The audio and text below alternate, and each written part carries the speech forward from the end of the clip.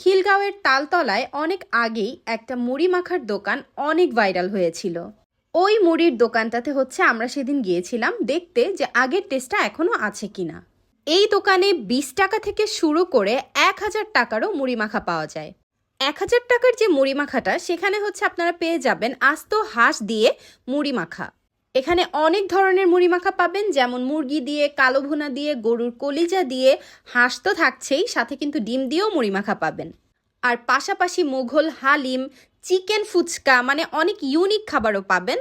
So আমরা সেদিন 2 রকমের মুড়ি টেস্ট করতে চেয়েছি। একটা নিয়েছিলাম ডিম মুড়ি ভর্তা, আর আরেকটা মুরগির মুড়ি ভর্তা।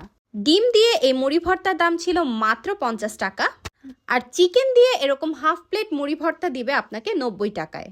আমার কাছে এখানের মুড়ি মাখার কোয়ান্টিটি কম মনে হলেও টেস্ট কিন্তু ভালোই লেগেছে। কমেন্ট করবেন কে কে এই মুড়ি মাখা খেয়েছেন।